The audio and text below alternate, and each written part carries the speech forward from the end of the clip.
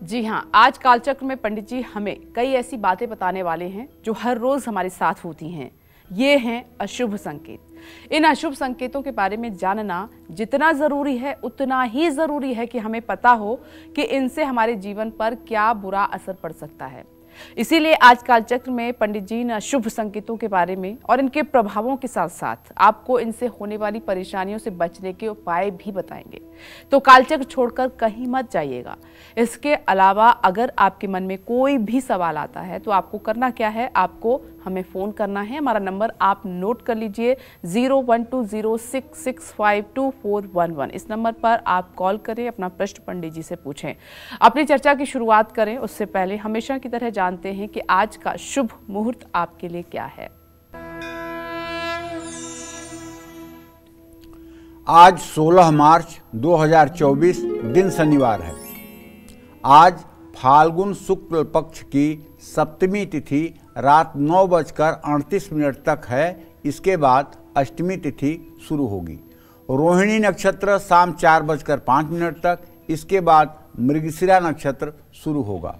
प्रीत योग शाम 6:08 तक। इसके बाद आयुष्मान योग शुरू होगा। आज रोहिणी व्रत है और आज सर्वार्थ सिद्ध योग, अमृत सिद्ध योग और द्विपुष्कर योग बना हुआ है। आज के कुछ अशुभ मुहूर्त भी हैं, जैसे शनिवार है तो राहु काल रहेगा सुबह 9 बजे से 10:30 बजे तक। यमगंड काल रहेगा दोपहर 2 बजे से दोपहर 3:30 तक। इन अशुभ समयों में किसी नए कार्य का शुभारंभ कदापि न करें। जय मां विंध्यवासिनी।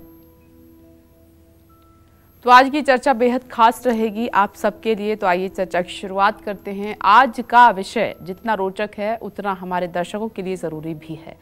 अगर आप घर, गाड़ी या तिजोरी की चाबी अक्सर खो देते हैं तो ऐसा संकेत किस ओर इशारा करता है? क्या है इसके दुष्प्रभाव और क्या है समाधान?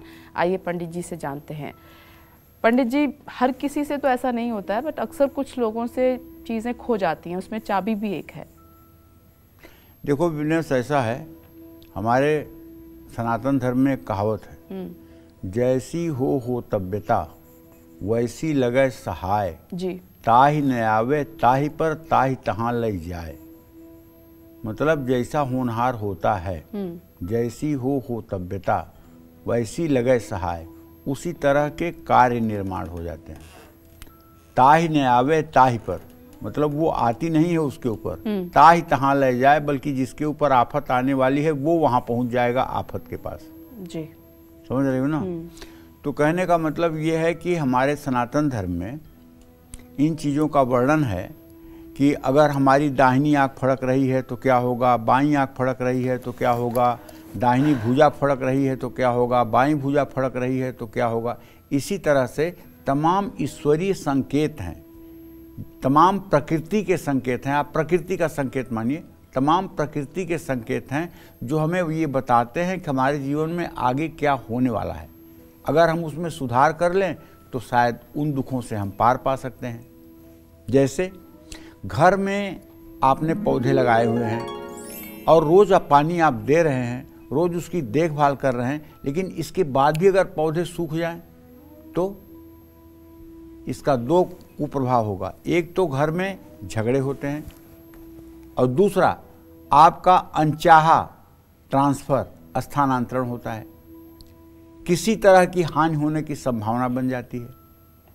ऐसे में भैया घर के पौधों की तो देखभाल बढ़ाइए, साथ में पीपल और बरगद के पेड़ में भी हर शनिवार को पानी डालिए और नदी में शनिवार को जटाधारी नारियल प्रवाहित करिए। अपने घर में ज़्यादा से ज़्यादा तुलसी के पौधे ईशान कोण में, पूर्व उत्तर के कोने में लगाने की कोशिश करिए। और हाँ, दुर्गा सप्तशती में दूसरा चैप्टर अर्गला स्तोत्र है। अर्गला स्तोत्र का पाठ करने से सारी परेशानियों से आपको मुक्ति मिल जाएगी। देहि सौभाग्यम आरोग्यम देहि में परमम सुखम रूपम देहि जयम देहि यशो देहि दिशो जहि। ये अर्गला स्तोत्र का ही मंत्र है। अगर पूरा अर्गला स्तोत्र नहीं पढ़ सकते हैं तो कम से कम इसी मंत्र को 108 बार कर लें। देहि सौभाग्यम आरोग्यम देहि में परमम सुखम रूपम देहि जयम देहि यशो देहि दुसो जहि। ये मंत्र कन्याओं के लिए और शादीशुदा महिलाओं के लिए रामबाण उपाय है। जहाँ एक तरफ उनका सौभाग्य अच्छा रहता है, वहीं उनके जीवन में धन वैभव की भी कभी कमी नहीं रहती है। उनके घर में कभी दरिद्रता प्रवेश नहीं कर पाती है। अगर आपके पूजा घर में देवी देवताओं की तस्वीरें खराब होने लगें, फटने लगें या धूप बत्ती दीपक के धुएं से काली पड़ जाएं, तो ये भी एक अशुभ संकेत है। ऐसे में घर के सभी लोगों को हर रोज कम से कम 33 बार महामृत्युंजय मंत्र जरूर बोलना चाहिए। ओम त्र्यंबकम यजामहे सुगंधिम पुष्टिवर्धनम उर्वारुकमिव बंधनान मृत्युर्मुक्षीयमामृतात्। तो ये मंत्र अगर घर में बोला जाएगा तो इसके दो परिणाम होंगे। पहला परिणाम तो ये होगा कि घर की नेगेटिविटी, घर की नकारात्मक ऊर्जा समाप्त होगी, और दूसरा जो फायदा होगा वो आपको अदृश्य होगा, दिखाई नहीं देगा कि आप हर जगह सुरक्षित रहेंगे। भगवान शिव की कृपा से अगर कोई अनहोनी भी घटित होगी तो उसमें आप बाल बाल बचेंगे। आपके घर, कार या तिजोरी की चाबी अक्सर हमेशा खोती रहती है।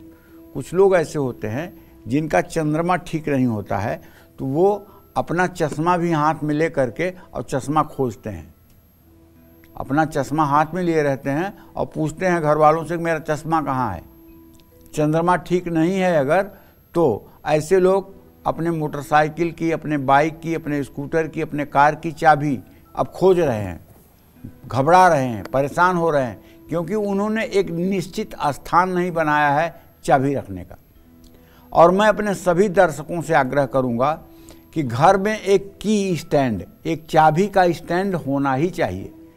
जहां जितने प्रकार की चाबियां हैं सबको रख देना चाहिए, और जब भी परिवार के किसी सदस्य को ज़रूरत हो तो वहां से चाबी मिल जाए।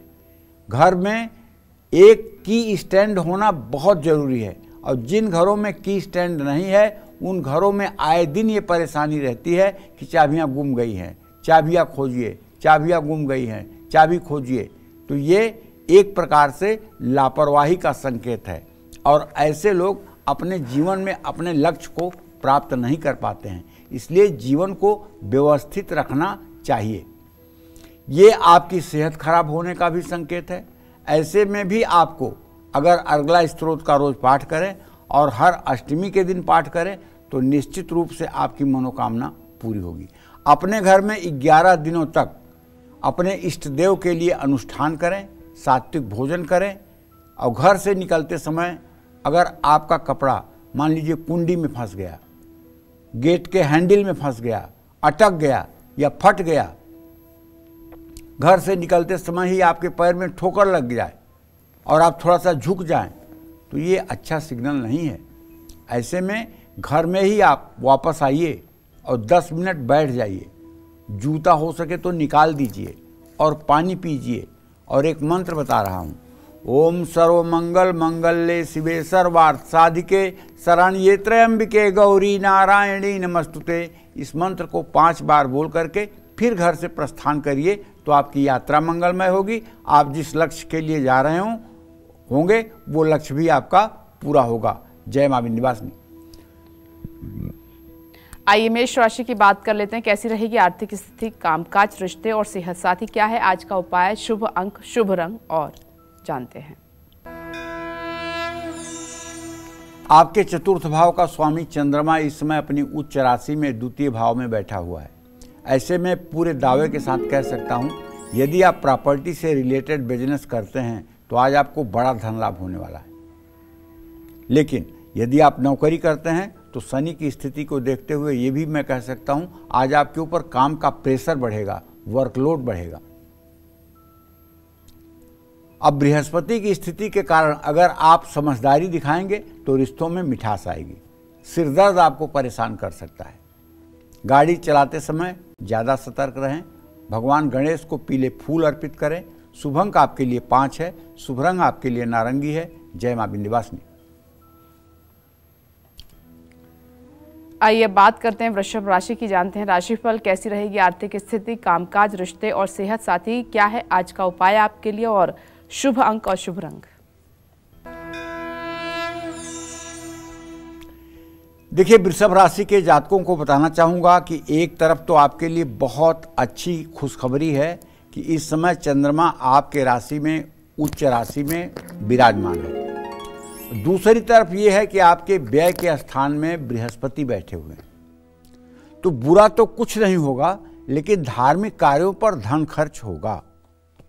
और ये पक्का मान के चलिए कि शुक्र शनि मंगल के कारण आपको नौकरी में तरक्की मिलेगी और जीवन साथी के साथ आपके रिश्ते भी बेहतर होंगे। लेकिन आपके चतुर्थ भाव का स्वामी सूर्य इस समय मृतावस्था में है।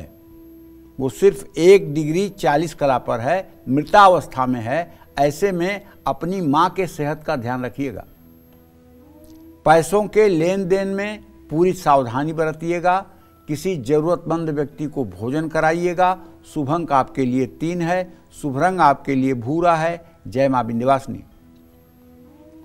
चर्चा को आगे बढ़ाते हैं और बात करते हैं, क्या आपके घर में आने वाले मेहमान हमेशा नाराज होकर जाते हैं? क्या अचानक आपको पहले से कम भूख लगने लगी है? ऐसी चीजें किस ओर इशारा करती हैं? क्या है इनके साइड इफेक्ट और क्या है उपाय? आइए जानते हैं पंडित जी से।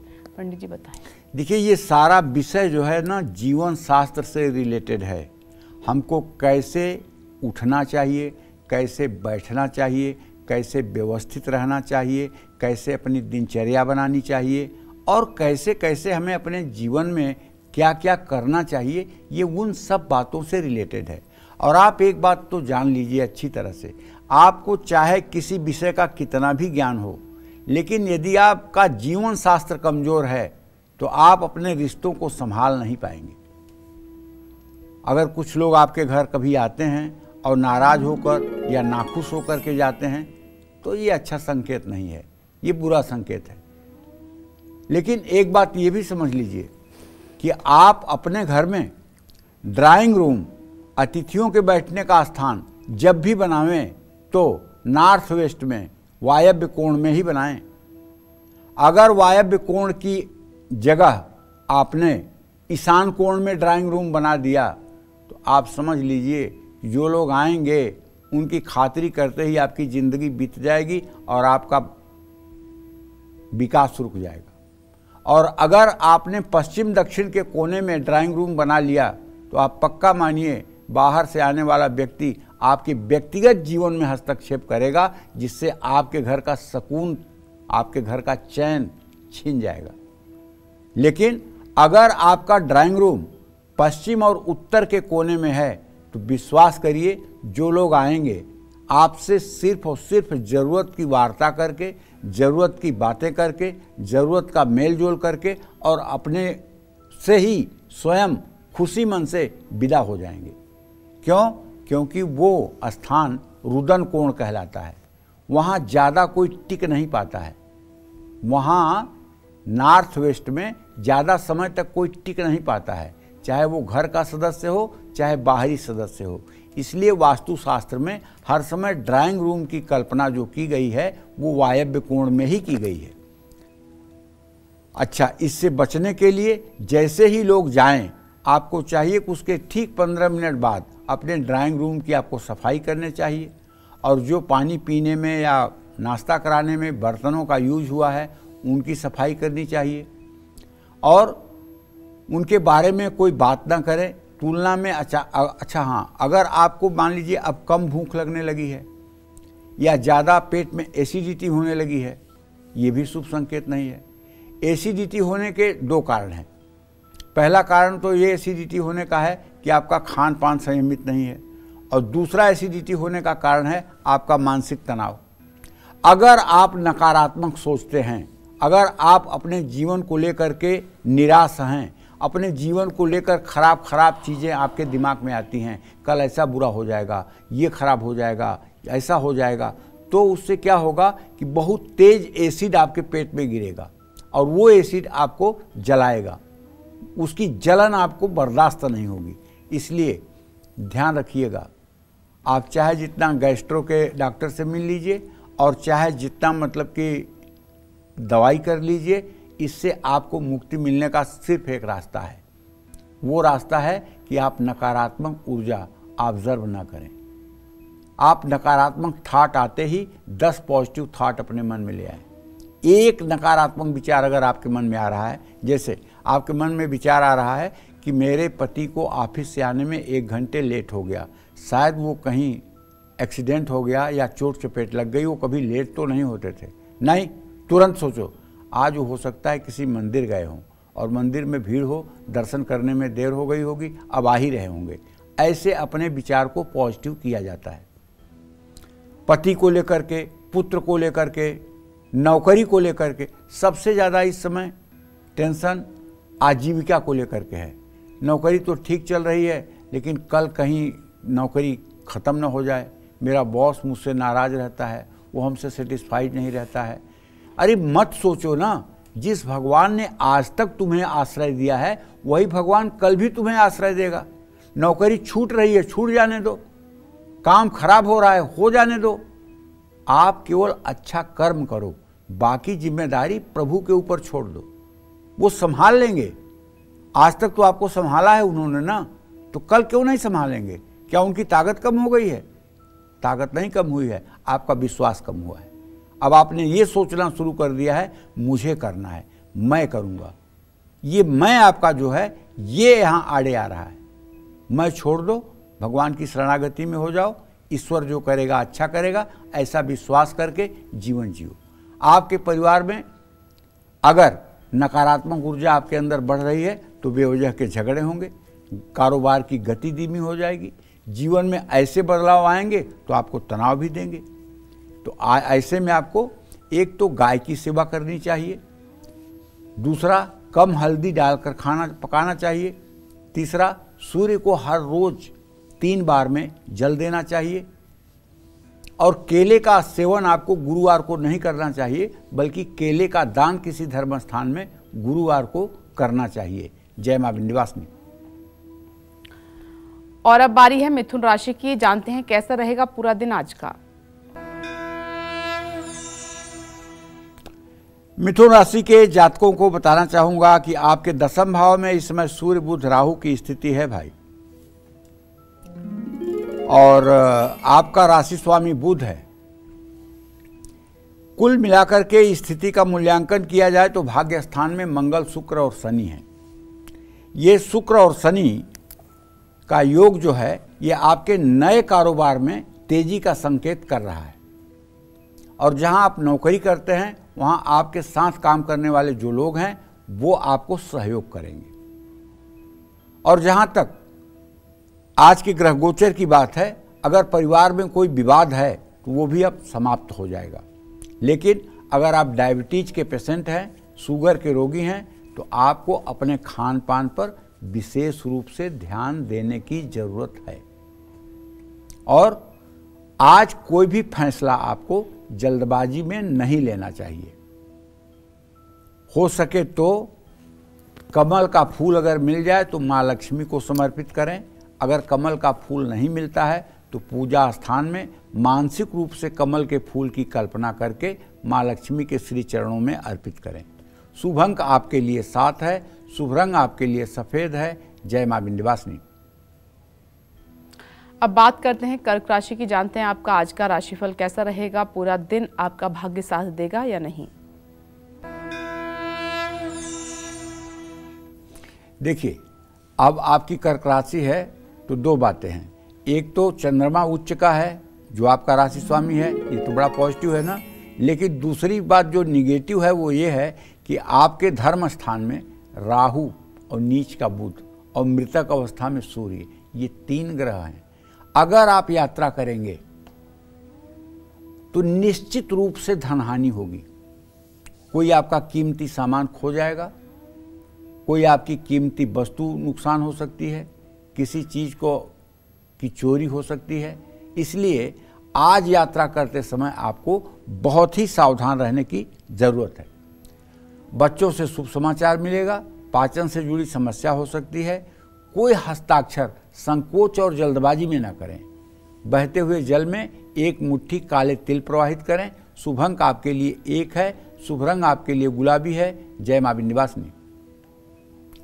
और इसी के साथ वक्त एक छोटे से ब्रेक का है। आपके राशिफल के साथ अगले सेगमेंट में बात करेंगे और भी कई अशुभ संकेतों की, उनके प्रभावों और उपायों की भी बात होगी। तब तक के लिए आप देखते रहें कालचक्र। ब्रेक के बाद स्वागत है आप सभी का एक बार फिर से कालचक्र में पंडित सुरेश पांडे जी आपको बता रहे हैं आज वो अशुभ संकेत जो हमारे जीवन में बहुत बुरा प्रभाव डाल सकते हैं। लेकिन बुरे प्रभाव बताने के साथ ही पंडित जी आपको आज वो अचूक और असरदार उपाय भी बता रहे हैं जिससे अशुभ संकेतों का बुरा प्रभाव कम हो जाए और आपको जीवन में कोई परेशानी ना आए। चलिए अब बात करते हैं कुछ और शुभ संकेतों की जो अमूमन आपके साथ घटित होते हैं। हम अशुभ संकेतों की बात कर रहे हैं। एक के बाद एक जिस तरीके से दिक्कतें आती हैं पंडित जी लगातार उस बारे में आपको बता रहे हैं। ध्यान से आप सुनिएगा, नोट भी कर लीजिए ताकि आगे इन बातों का आप ध्यान रखें ताकि आपसे कोई भी गलती ना हो। पंडित जी बताएं। देखिए ऐसा होता है जब जन्म कुंडली में ग्रह दशाएं खराब होती हैं, तृतीयेश और दशमेश निर्बल होता है या दशा भाव का स्वामी पाप पीड़ित होता है, तो होता क्या है कि ऐसे आदमी के जीवन में एक के बाद एक सभी काम रुकने लगते हैं। अगर आपके जीवन में भी ऐसा हो रहा है कि आपके कार्य क्षेत्र में, आपके परिवार के शुभ कार्यों में और आपके जीवन में अगर कार्यों में रुकावट आ रही है, तो गुरुवार के दिन अगर आपने अपना गुरु धारण किया है तो गुरु के पास अपने जाकर के और गुरु से अपनी समस्या कहनी चाहिए और वो जो सलाह दें उस पर आपको काम करना चाहिए। ऐसा मैं क्यों कह रहा हूँ? गुरुर् ब्रह्मा गुरुर्विष्णु गुरुर्देवो महेश्वर गुरु साक्षात पर ब्रह्म तस्मै श्री गुरुवे नमः। गुरु जो है ब्रह्मा है। ब्रह्मा का कार्य क्या है? सृष्टि का उत्पादन करना। गुरुर्विष्णु, विष्णु का क्या कार्य है? सृष्टि का पालन करना। गुरुर्देवो महेश्वर, और गुरु का क्या कार्य है? शिव जी का क्या कार्य है? संहार करना। गुरुर्ब्रह्मा गुरुर्विष्णु गुरुर्देवो महेश्वर गुरु साक्षात परब्रह्म। गुरु साक्षात परम ब्रह्म स्वरूप है और इस परम ब्रह्म स्वरूप के पास जाकर के यदि आप निष्ठा के साथ अपनी समस्याओं को बताएंगे और उनके बताए हुए उपायों को अमल में लाएंगे तो निश्चित रूप से आपकी बड़ी से बड़ी परेशानी दूर हो जाएगी। भगत का दीप प्रेम कर बाती साधु संग करहु दिन राती। कठिन से कठिन दुर्योग भी गुरु कृपा से ठीक होता है। गुरु कोई व्यक्ति नहीं होता, व्यक्ति कोई गुरु नहीं होता, ये बात आप समझ लीजिएगा। अखंड मंडलाकारम व्याप्तम येन चराचरम तत्पदम दर्शितम येन तस्मै श्री गुरुवे नमः। कहीं भी अगर आपको अच्छी बात कोई बता रहा है, आपके जीवन की उपयोगी बात बता रहा है, तो आप ये मानिए कि उसमें आपके गुरुदेव ही बोल रहे हैं। ऐसी भावना आपको करनी चाहिए। शनिवार को कम से कम 5 मछलियों को नदी से मुक्त करना चाहिए। 5 नदी में मुक्त करना चाहिए। जैसे 5 मछलियाँ किसी ने कहीं बंधक बना के रखी है तो उसको आप पानी में छोड़ दीजिए, वो फिर से तैरने लगे, उनको नई जिंदगी मिल जाए। कई बार रत्न की अंगूठी खो जाती है या रत्न खुल करके गिर जाता है, ये भी शुभ संकेत नहीं है। ऐसे में नई अंगूठी फौरन बनवाना चाहिए या फिर जब तक अंगूठी ना बन जाए तब तक रुद्राक्ष की माला पर 11 दिनों तक महामृत्युंजय मंत्र का जप करते रहना चाहिए। सुंदरकांड का शनिवार की शाम पाठ करना चाहिए। भगवान शिव का अभिषेक करना चाहिए। सोने या चांदी की ज्वेलरी खो जाना शुभ संकेत नहीं है। ये संकेत है कि आपके घर में पैसा, सेहत या मान सम्मान को लेकर बहुत परेशानी हो सकती है। घर के मुखिया को भी परेशानी का सामना करना पड़ सकता है। इस परेशानी से बचने के लिए केले का पेड़ लगाना चाहिए। गुरुवार को चावल और हल्दी ज़रूरतमंदों को खिलाना चाहिए। 2 किलो आलू उबालकर हल्दी से रंग कर और जब आलू ठंडी हो जाए तो उसे गाय को खिलाना चाहिए। मंदिर में 200 ग्राम गाय का घी आरती के लिए दान करना चाहिए। कई दिनों तक लगातार अगर आपके दांतों से आपका गाल कट जाता है, जीभ कट जाती है, तो दिस इज बैड सिग्नल। ये बहुत बुरा संकेत है। ये आने वाले बहुत अशुभ संकेत है। ऐसे में 3 दिनों तक लगातार आपको किसी ज़रूरतमंद व्यक्ति को भोजन कराना चाहिए। ये बात ध्यान रखिएगा। बार बार जीभ का कटना, बार बार दांत से गाल का कटना, ये अशुभ संकेत है, भविष्य में होने वाली अनहोनी घटनाओं का संकेत है। इसके लिए आप किसी ज़रूरतमंद व्यक्ति को सम्मान के साथ भोजन करवा दीजिएगा, तो इसका दोष निवारण हो जाएगा। जय मां विंध्यवासिनी। सिंह राशि की बात करते हैं। आज का पूरा दिन आपका कैसा रहेगा, जानते हैं।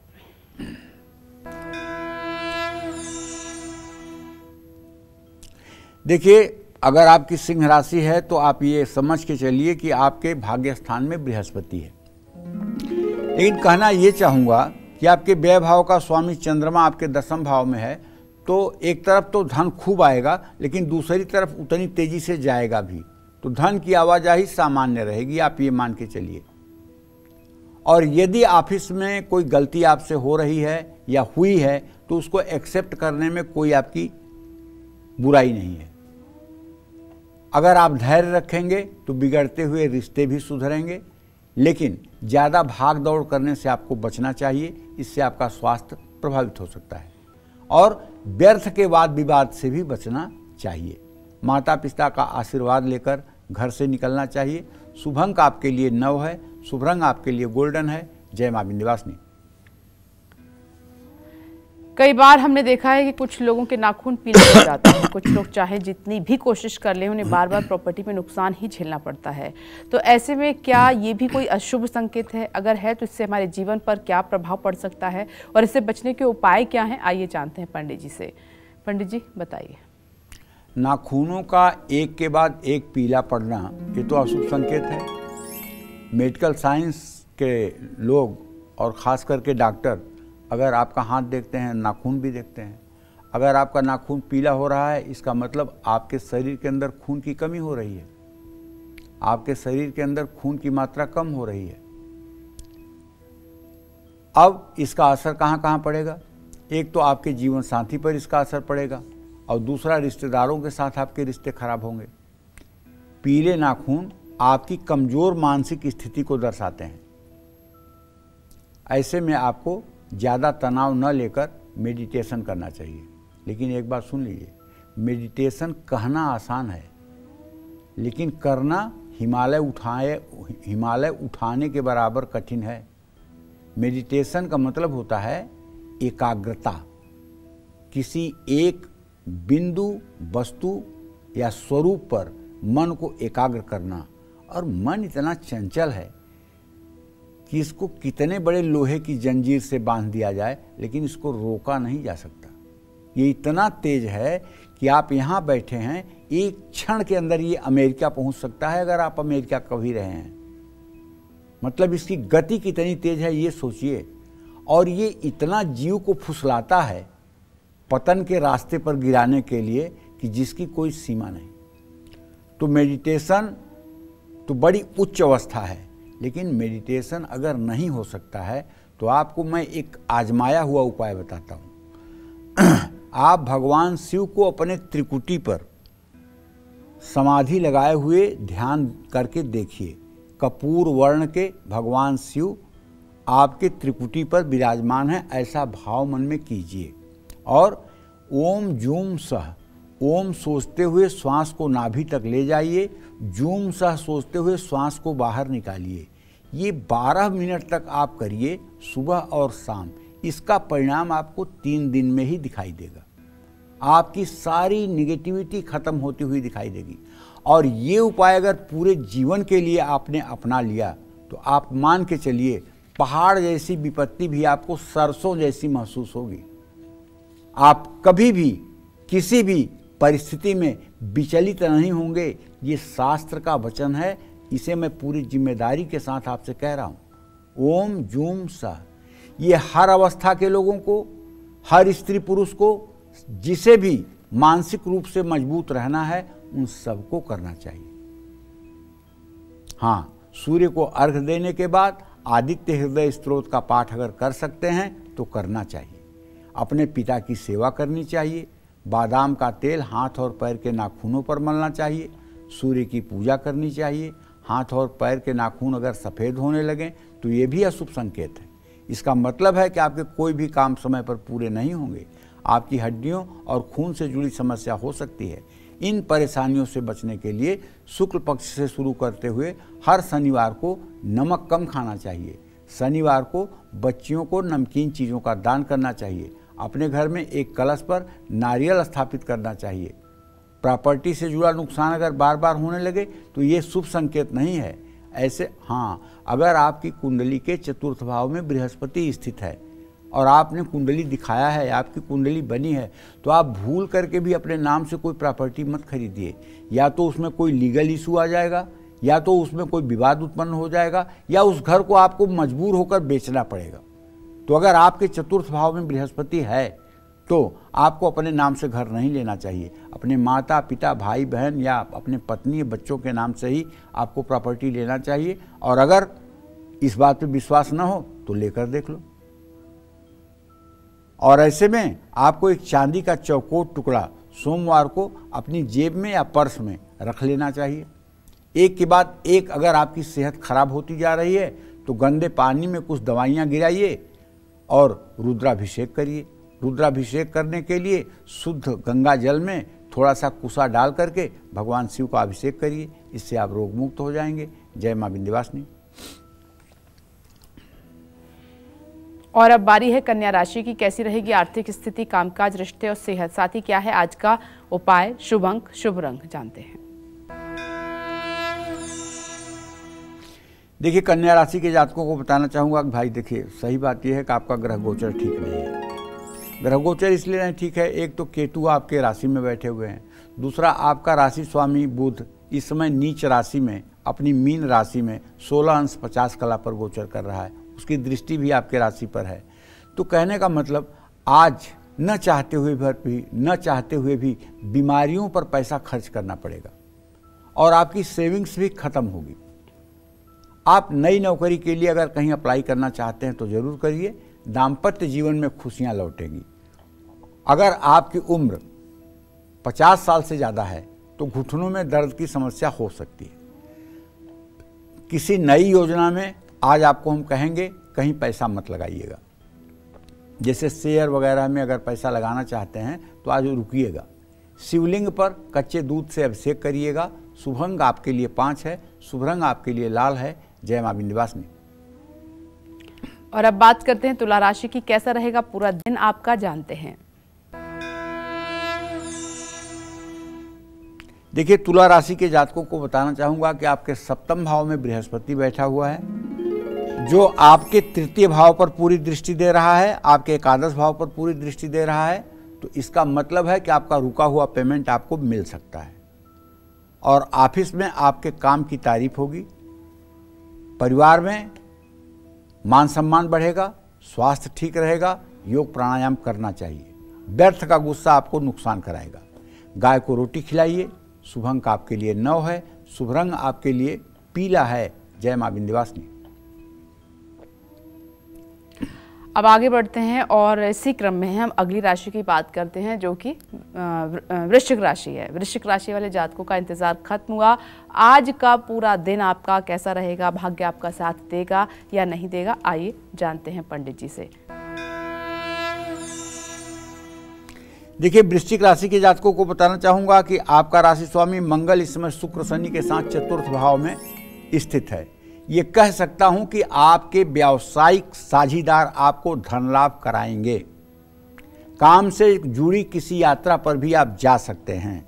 लेकिन अगर ज़्यादा गुस्सा आया, बेवजह गुस्सा आया, तो इससे रिश्ते खराब होंगे। स्किन से रिलेटेड कोई प्रॉब्लम हो सकती है। व्यर्थ के बाद विवाद से बचना चाहिए। पंछियों के लिए पानी की व्यवस्था करनी चाहिए। शुभ अंक आपके लिए 2 है, शुभ रंग आपके लिए आसमानी है। जय मां विंध्यवासिनी। धनु, मकर, कुंभ और मीन राशि वालों की किस्मत आज कैसी रहने वाली है और कौन से उपाय इनकी हर उलझन को सुलझा सकते हैं, साथ ही कौन है आज के ईमेल कुंडली विजेता, ये सब बताएंगे आपको पंडित जी। लेकिन एक छोटे से ब्रेक के बाद आप बने रहें और देखते रहें कालचक्र। ब्रेक के बाद स्वागत है आप सभी का कालचक्र में। चलिए अब बात करते हैं धनु राशि की। क्या कहता है धनु राशि का आज का राशिफल, जानते हैं।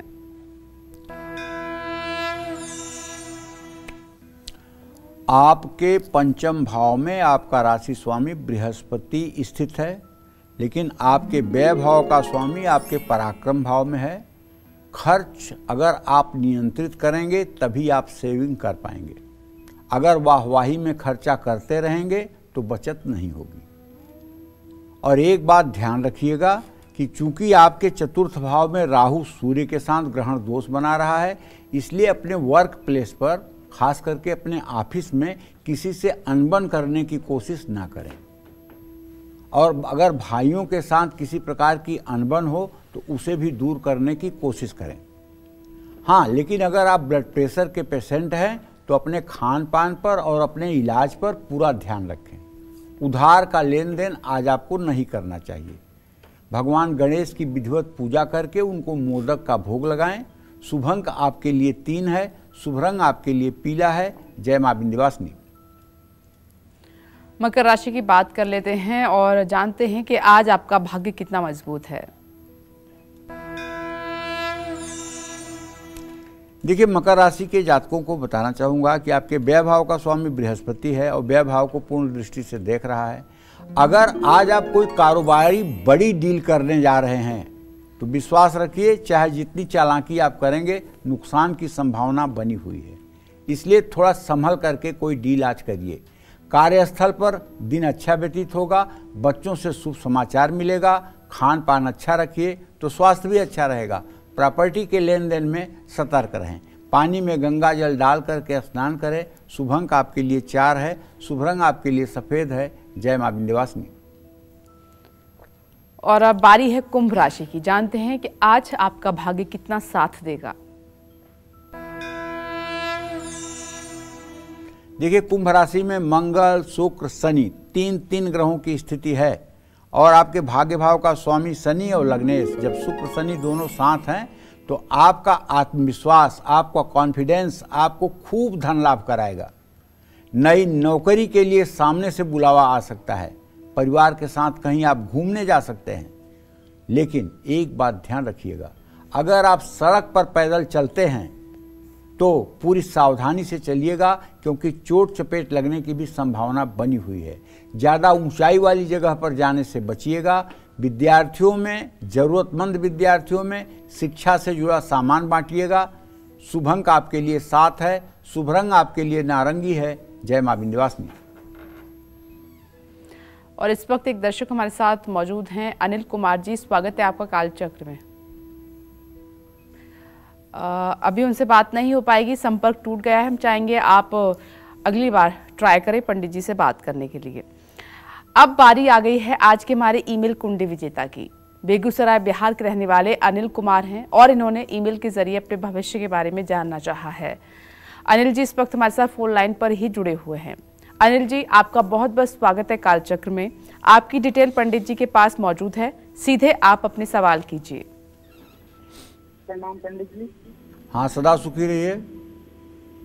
पंडित जी, मेरी कुंडली देख के वो ग्रह दशा बताएं, क्योंकि पिछले 8-10 सालों से समय कुछ खराब चल रहा है। मानसिक अशांति, बच्चों से। देखो, ऐसा है अनिल, तुम्हारा जन्म 28 दिसंबर 1986 को 5:05 पर सायंकाल बेगूसराय में हुआ है। तुम मिथुन लग्न में पैदा हुए हो, वृश्चिक राशि है। तुम्हारे कुंडली में बहुत तगड़ा वाला विष योग है। चंद्रमा और शनि दोनों तुम्हारे 6ठे रोग स्थान में हैं। मानसिक रूप से तुम इतने ज़्यादा नकारात्मक विचारों में फंस गए हो कि तुम्हें कुछ पॉजिटिव समझ में ही नहीं आ रहा है। एक तो चंद्रमा नीच का है, ऊपर से शनि के साथ है, मतलब इतनी निगेटिविटी ने आपको हावी कर रखा है कि आपको कुछ अच्छा ही नहीं लगता है। आपको हंसे महीनों भर हो गए होंगे। तो ऐसे में मैं आपको बताऊंगा कि 4 अप्रैल 2020 से आपकी केतु की दशा चली है और केतु आपके चतुर्थ स्थान में कन्या राशि में बैठा हुआ है। आपका पूरा दिमाग एकदम उथल पुथल हो गया है, पूरा पारिवारिक संरचना ढह रही है और आपको नाना प्रकार की शंकाएं हो रही हैं। आपको लग रहा है कि हमारे यहाँ पितर दोष है, हमारे यहाँ प्रेत दोष है, हमारे यहाँ ये बुरा है, वो बुरा है। कुछ नहीं है आपके यहाँ, न कोई पितर दोष है न कुछ है। ये ग्रहों की खेल है, ग्रहों की चाल है। आपको एक उपाय बताता हूँ, करिएगा। 125 दिन बाद फायदा न मिले फिर ईमेल करिएगा। सुबह उठ करके नहा करके सूर्य को जल दीजिएगा। ओम गंग गणपतये नमः इस मंत्र का 10 माला जप रुद्राक्ष की माला पर रोज सुबह करने का प्रयास करिएगा। 125 दिन के बाद आपकी मानसिक स्थिति और आपकी पारिवारिक स्थिति दोनों में सुधार होगा। इसमें दुनिया की कोई ताकत नहीं है कि सुधार होने से कोई रोक दे। और व्यर्थ का दिमाग में ये फतूर मत ले आओ कि तुम्हारे ऊपर प्रेत दोष या पितर दोष है। ऐसा कुछ है नहीं, ना तुम्हारी कुंडली ऐसा कुछ संकेत कर रही है। जय मां विंध्यवासिनी। और वक्त हो चला एक छोटे से ब्रेक का। ब्रेक के बाद पंडित जी आपको मीन राशि वालों के राशिफल के साथ साथ बताएंगे कि ईएमआई और कर्ज से मुक्ति के अचूक, आसान और असरदार उपाय। आप बने रहें हमारे साथ और देखते रहें कालचक्र। कालचक्र में एक बार फिर से आप सभी का बहुत बहुत स्वागत है। चलिए अपने स्पेशल सेगमेंट की शुरुआत करते हुए अब पंडित जी से जानते हैं ईएमआई और कर्ज से मुक्ति के अचूक, आसान और असरदार उपाय। पंडित जी बताएं। देखिए भाई, हमारे तो यहाँ सनातन धर्म में एक कहावत है कि कर्ज, मर्ज और शत्रु तीनों को कभी छोटा नहीं समझना चाहिए। कर्ज, मर्ज और शत्रु तीनों को कभी छोटा नहीं समझना चाहिए और हर समय इन्हें बड़ा समझना चाहिए और हर समय इनसे सतर्क रहना चाहिए। कर्ज एक ऐसी चीज़ है जो 10% तो आवश्यकता में होती है और 90% लोग शौक बस कर लेते हैं। कर्ज जैसी बड़ी समस्या से जल्दी छुटकारा पाने के लिए आपको मंगलवार को लाल मसूर का दान करना चाहिए। मंगलवार के दिन कर्ज नहीं लेना चाहिए। मंगलवार के दिन कर्ज उतारना चाहिए। घर की उत्तर पूर्व दिशा जो है, ईशान कोण, उसको इतना चमका के रखिए, इतना चमका के रखिए कि फर्श में अपना चेहरा दिख जाए, अपनी परछाई दिख जाए, इतना सुंदर उसको बना के रखिए। और हनुमान जी के चरणों में मंगलवार को और शनिवार को चमेली का तेल और सिंदूर का लेप करिए। अपने माथे पर भी उसी सिंदूर से तिलक लगाइए। हनुमान चालीसा, बजरंग बाण का पाठ करिए। ऋण मोचन मंगल स्तोत्र का 7 बार पाठ करिए। जल्दी कर्ज उतर जाए और जिस काम के लिए आपने कर्ज लिया है उस काम में भी सफलता मिले, इसके लिए ऋण मोचन मंगल स्तोत्र का पाठ जरूरी है। लेकिन कभी कभी होता क्या है, कुछ लोगों को इस समय, वर्तमान की बात मैं कर रहा हूँ, हाँ, कुछ लोगों को शॉपिंग करने की बीमारी होती है और अगर क्रेडिट कार्ड ले लिया है तो उसका यूज जरूर करेंगे। और ये क्रेडिट कार्ड एक दिन इतना जहर बन जाता है, इतना जहर बन जाता है कि जिसकी कोई सीमा नहीं। मैं तो अपने दर्शकों से कहता हूँ, क्रेडिट कार्ड आप भी ले लीजिए, मैं मना नहीं कर रहा हूँ, लेकिन क्रेडिट कार्ड का उपयोग या तो हॉस्पिटल में करिए क्योंकि वो इमरजेंसी है, वहाँ करना पड़ेगा आपको अगर आपके पास पैसे नहीं हैं। और दूसरा, जिस दिन आपके घर में खाने के लिए आटा न हो तब इसका उपयोग करिए। बाकी किसी चीज़ के लिए, शौक के लिए अगर आप क्रेडिट कार्ड का उपयोग करेंगे तो इसका ब्याज इतना ज़्यादा है कि उसकी अदायगी होना बहुत मुश्किल हो जाएगी। शुक्ल पक्ष के हर बुधवार को ऋणहर्ता गणेश स्तोत्र का पाठ करें। लेकिन अगर आपके ऊपर कर्ज करोड़ों में हो गया है और अब आपकी सारी प्रॉपर्टी बिकने के बावजूद भी कर्ज नहीं उतरने वाला है, तब इन छोटे मोटे उपायों से काम नहीं चलेगा। तब तो आपको अपने पूजा स्थान में बैठ करके सिटकिनी बंद करके गेट की और गजेंद्र मोक्ष का पाठ करना होगा। और गजेंद्र मोक्ष का पाठ करते करते ऐसा मनोभाव बनना चाहिए कि आपके आंखों से अविरल आंसू बहे। ये आंसू आपके भगवान से बर्दाश्त नहीं होंगे और आपको इस कर्ज के मकड़जाल से निकलने में वो आपकी सहायता करेंगे। लेकिन गजेंद्र मोक्ष का पाठ करते समय जब तक आपके मन में आर्त भाव नहीं आएगा तब तक गजेंद्र मोक्ष का पाठ भी बेकार है। आर्त भाव आना चाहिए, प्रभु अब संभाल लो, अब कोई सहारा नहीं बचा। जैसे द्रौपदी अपने पतियों को देखती रही, भीष्म पितामह को देखती रही, धृतराष्ट्र को देखती रही तो कुछ नहीं हुआ। दुशासन अपनी मनमानी किए जा रहा था, लेकिन जब एक बार बुलाया, हे कन्हाई खींची जाए सारी, तुरंत आ गए गोविंद और तुरंत उन्होंने द्रौपदी के लाज की रक्षा कर ली। इसी तरह से जब आप शरणागति के लिए प्रभु को पुकारोगे कि प्रभु अब इस दुर्दिन से बचाइए, तो निश्चित रूप से प्रभु का चमत्कार आपको दिखाई देगा। बैंक से मकान या गाड़ी खरीदने के लिए अगर आपने लोन लिया है, EMI से जल्दी राहत पाना चाहते हैं, तो हर बुधवार को 1.25 पाव मूंग उबालकर उसमें घी मिलाकर आपको गाय को खिलाना चाहिए। इससे भी कर्ज में जल्दी आसानी से मुक्ति मिलती है। जय मां विंध्यवासिनी। मीन राशि वाले जातक हैं, उनका राशिफल जानते हैं आप। देखिए, मीन राशि के जातकों को बताना चाहूँगा कि आपके राशि में सूर्य, बुध और राहु की स्थिति बनी हुई है, लेकिन आपके चतुर्थ भाव का स्वामी बुध जो है वो आपके राशि में है। इसलिए अगर कोई पैतृक संपत्ति डिस्प्यूटेड है तो उसके मिलने का योग है। ऑफिस में रुके हुए काम समय से पूरा होंगे। पारिवारिक माहौल खुशनुमा रहेगा। मौसमी बीमारियां आपको परेशान कर सकती हैं।